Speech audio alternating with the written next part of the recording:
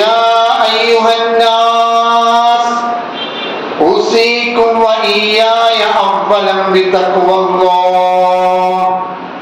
قال الله تعالى في القرآن الكريم: أعوذ بالله من الشيطان الرجيم. بسم الله الرحمن الرحيم. قل صدق الله فاتبعوا ملة إبراهيم حنيفا وما كان من المشركين. رب اشرح لي صدري ويسر لي أمري واحلل عقدة من لساني يفقهوا قولي. ബഹുമാനരായ സത്യവിശ്വാസികളെ, വിശ്വാസിനികളെ,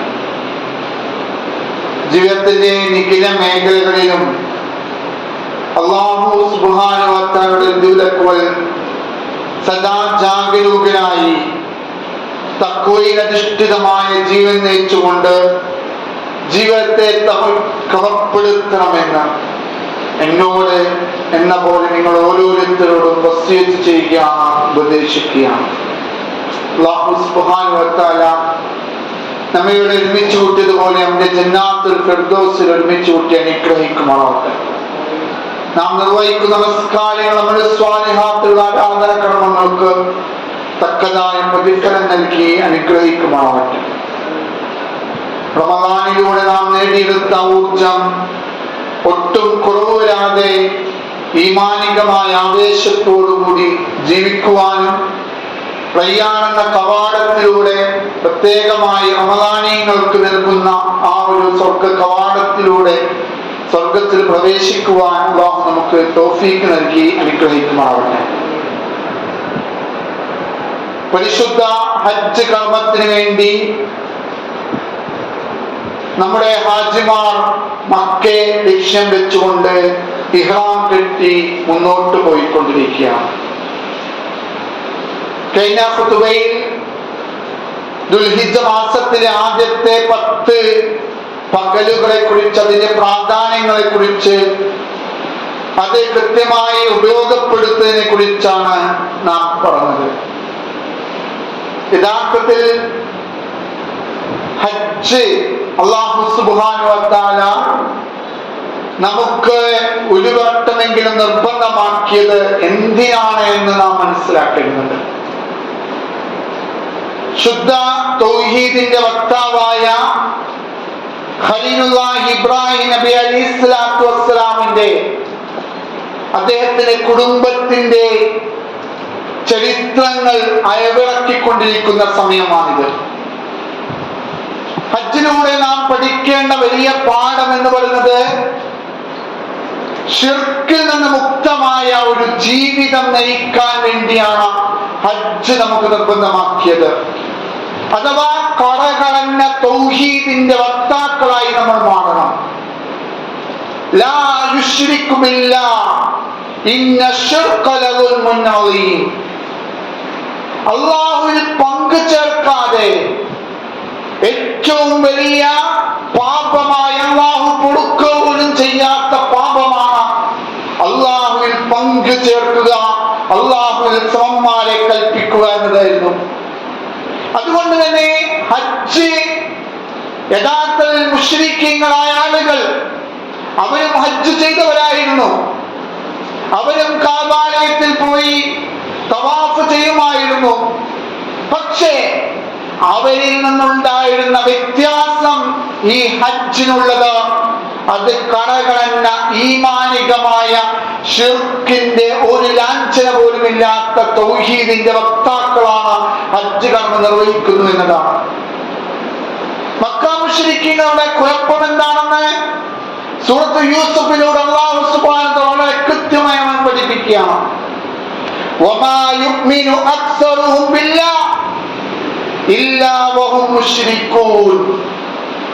അവരും അല്ലാഹുവിനെ വിശ്വസിച്ചവരെ അക്സറുമില്ല എന്നാണ് പറഞ്ഞത്. അവർ അഥവാ അല്ലാഹുവിൽ വിശ്വസിക്കുകയും മുശ്രിക്കായി ശിർക്ക് ചെയ്യുന്നവരായി മാറി എന്നതാണ്. അവർ അല്ലാഹുവിൽ വിശ്വസിക്കുന്നതോടൊപ്പം തന്നെ ശിർക്കും ചെയ്യുന്നവരായിരുന്നു. അതിനവർ കൊടുത്ത വാദം, ന്യായീകരണം എന്ന് പറയുന്നത് ഇന്ന് നമ്മളും പറഞ്ഞുകൊണ്ടിരിക്കുന്ന ന്യായമാണ്.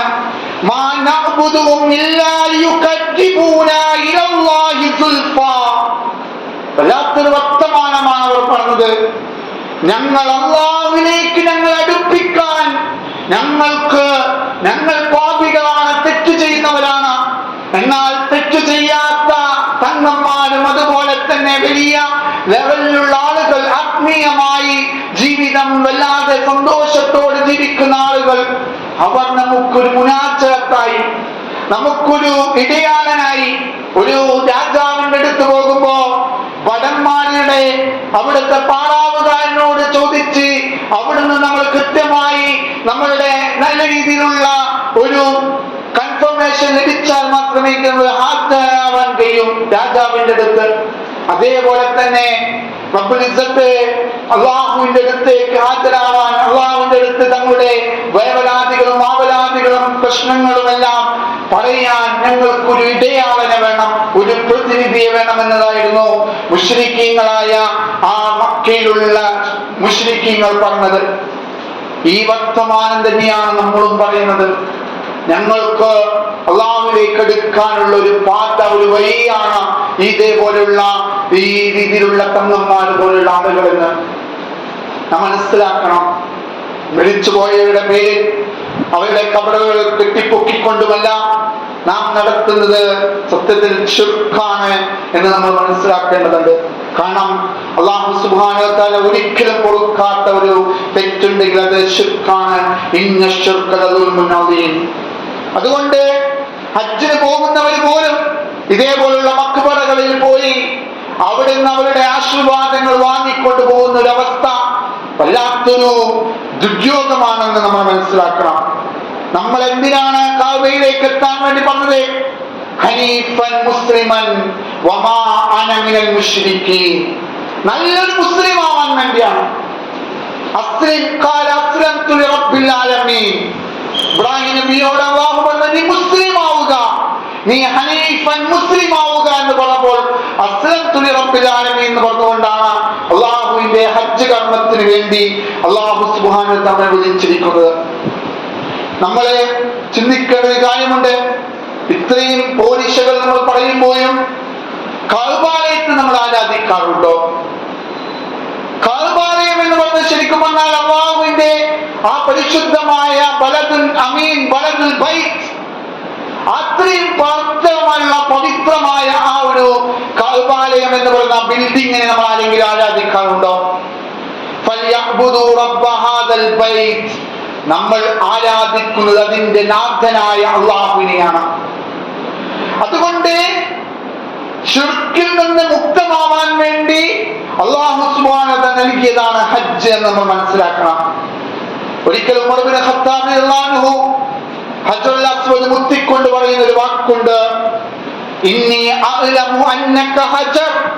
ഹേ കല്ലേ, ഹജ്ജുൽ അസ്വദിനെ തൊട്ടുകൊണ്ടാണ് പറഞ്ഞത്, നീ വെറും കല്ലാണെന്ന് ഞങ്ങൾക്കറിയാം.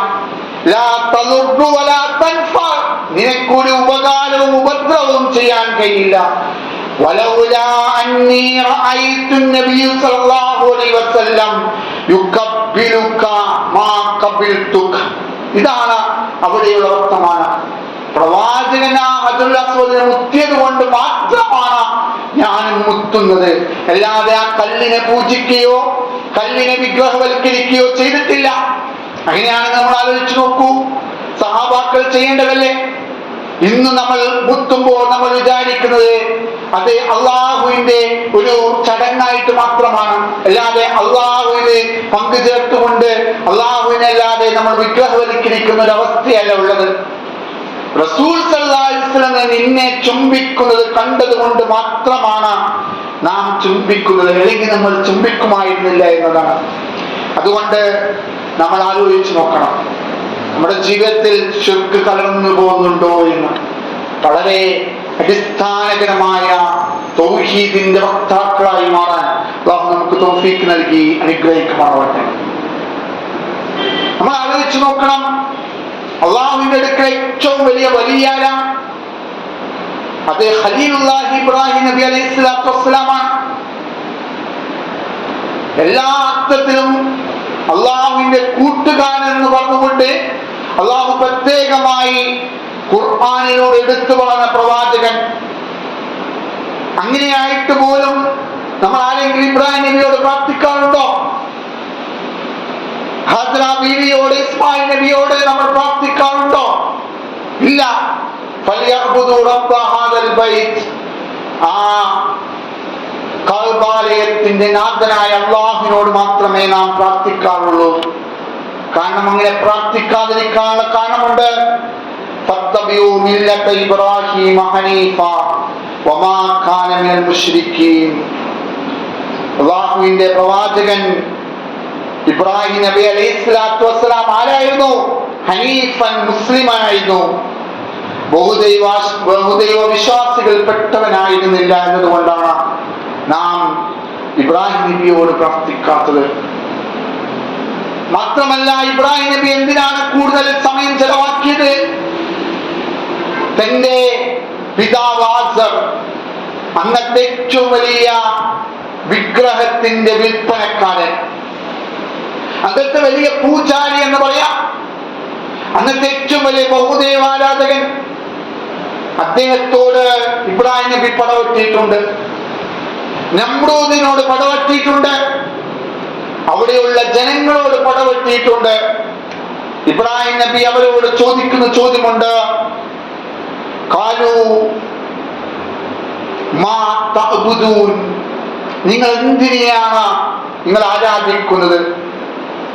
നിങ്ങൾ ആരാധിക്കുന്നത് എന്തിനാണ്? നിങ്ങൾ ആരാധിക്കുന്ന വസ്തുക്കൾ എന്താണ്?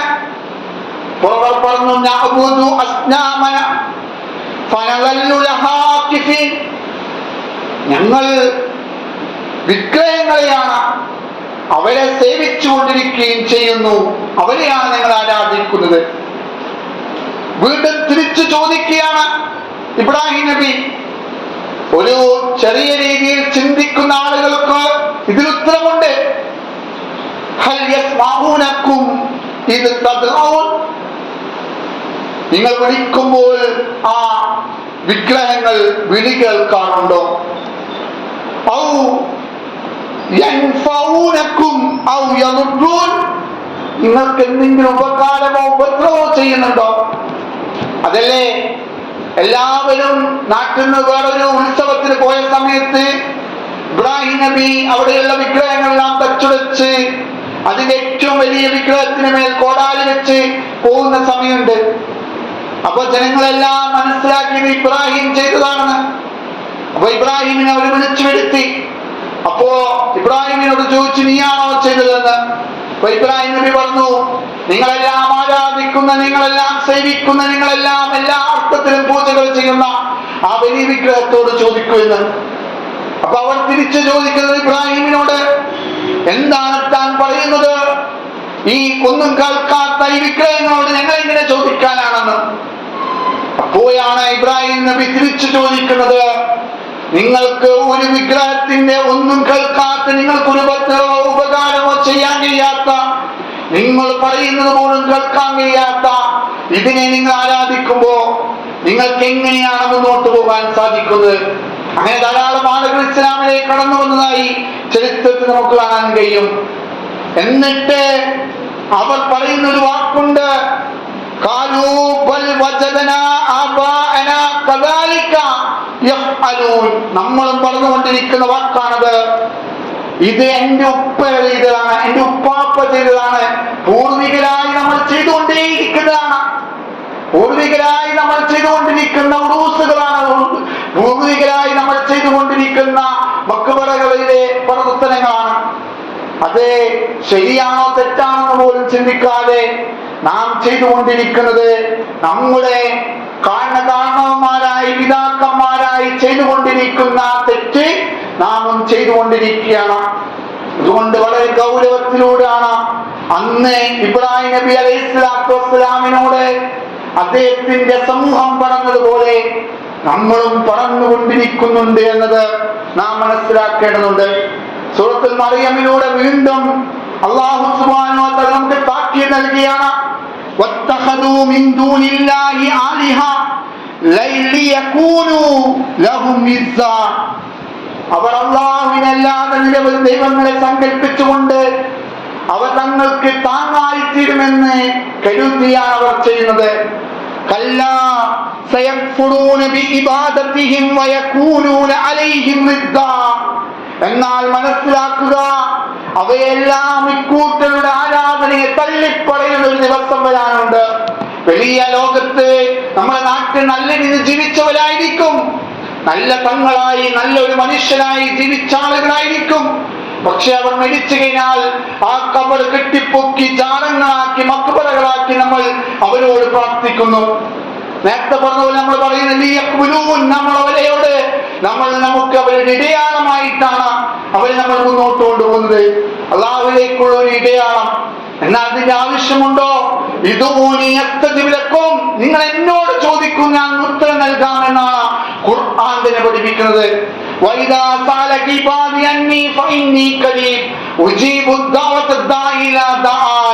നിങ്ങൾ എന്നോട് ചോദിക്കണം, ഞാൻ നിങ്ങളുടെ കണ്ട നാടേക്കാൾ അടുത്തുണ്ട് എന്ന് പറഞ്ഞ അല്ലാഹു സുബ്ഹാനഹു വ തആല. എന്നിട്ട് നമ്മൾ ആരോടാണ്, നമ്മൾ ആർക്കാണ് ഇടയാളന്മാരെ ഉണ്ടാക്കുന്നത്? അതുകൊണ്ട് നാം ഇന്ന് പറഞ്ഞുകൊണ്ടിരിക്കുന്ന ഈ വർത്തമാനം കുറെ നൂറ്റാണ്ടുകൾക്ക് മുമ്പ് ആ അന്നത്തെ ഖുറൈശികളായ അന്നത്തെ മുശ്രിക്കീങ്ങളായ ആളുകൾ പറഞ്ഞിട്ടുണ്ട് എന്ന് നമ്മൾ മനസ്സിലാക്കണം. എന്നിട്ട് വീണ്ടും അല്ലാഹു പറയുകയാണ്, ഇന്നഹു മൻ യുശ്രിക് ബില്ലാഹ് ഫഖദ ഹറമല്ലാഹു അലൈഹിൽ ജന്ന വമഅവാഹുൻ നാർ. അല്ലാഹു വർത്തമാനം പറയുന്നത്, ആരെങ്കിലും അല്ലാഹുവിൽ ശിർക്ക് ചെയ്താൽ തീർച്ചയായും സ്വർഗം അവന്റെ മേൽ അല്ലാഹു നിഷിദ്ധമാക്കിയിരിക്കുന്നു, അവന്റെ സങ്കേതം നരകം മാത്രമാണെന്ന്. ഇങ്ങനെ ഖുർആൻ വേറെടുത്ത് നമുക്ക് കാണാൻ കഴിയില്ല. വേറെ എന്ത് തെറ്റ് ചെയ്താലും അല്ലാഹു പുറത്തു കൊടുക്കും. നിങ്ങളുടെ തെറ്റുകൾ കൊണ്ട്, പ്രവർത്തനങ്ങൾ കൊണ്ടുണ്ടായ തെറ്റുകൾ അല്ലാഹു പുറത്തിരും. ഇന്നല്ലാഹ മഅൽ മുസ്തഗ്ഫിരീൻ. അല്ലാഹു നിങ്ങൾക്ക് എല്ലാ അർത്ഥത്തിലും പൊറുത്തു തരുന്നവനാണെന്ന് പറഞ്ഞിട്ടുണ്ട്. ഇന്നല്ലാഹ ഗഫൂറുർ റഹീം.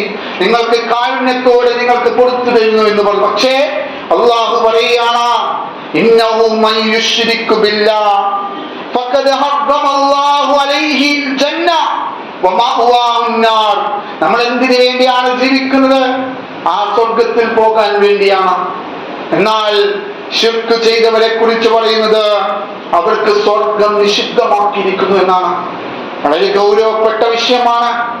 അതുകൊണ്ട് ശിർക്ക് അത് യഥാർത്ഥത്തിൽ അല്ലാഹുവിന് തുല്യനായി ഒരാളെ നിശ്ചയിച്ച് അവനോട് ദുആ ചെയ്യലാണ്. ഹക്കും ജാറും മജ്നൂനും എന്ന് പറയുന്നത് സത്യത്തിൽ ശിർക്കിന്റെ വാക്കുകളാണെന്ന് നമ്മൾ മനസ്സിലാക്കണം.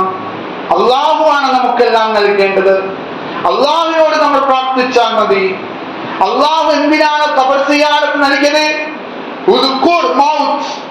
നിങ്ങൾക്ക് വലിയ അർത്ഥത്തിൽ മരണഭയം ഉണ്ടാക്കാൻ വേണ്ടിയാണ്. അല്ലാതെ അവിടെ വലിയ ഒരു പന്തൽ കെട്ടി വലിയൊരു പരിപാടി നടത്തി അവിടെ കുറെ പ്രാർത്ഥനകൾ നൽകി നിങ്ങൾ അവിടെ ഉത്സവപ്പറമ്പാക്കാനല്ല.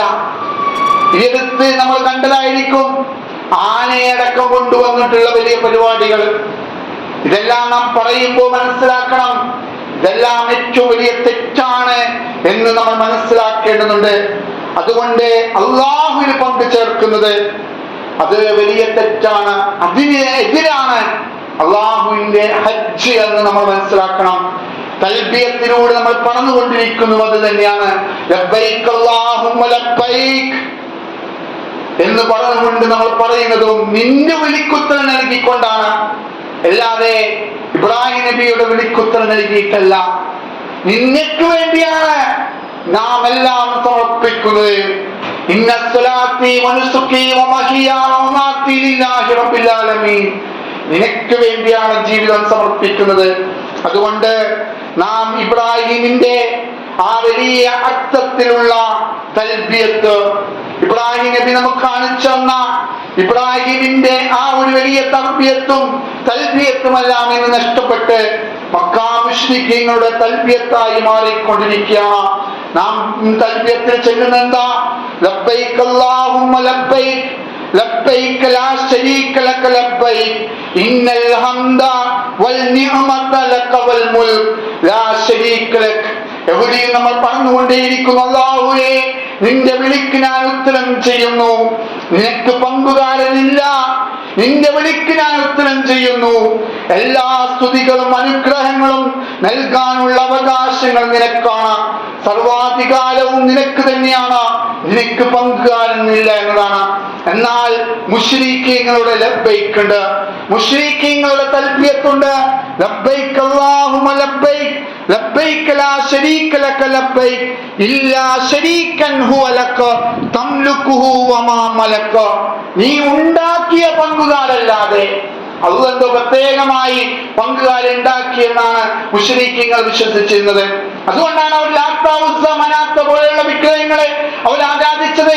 ആരാണ് ലാത്ത, ആരാണ് ഉസ്സ, ആരാണ് മനാത്ത എന്ന് നമ്മൾ പഠിക്കണം. അത് അന്നത്തെ ഏറ്റവും വലിയ ഈമാനികമായി ജീവിച്ച മുസ്ലിങ്ങളായിരുന്നു.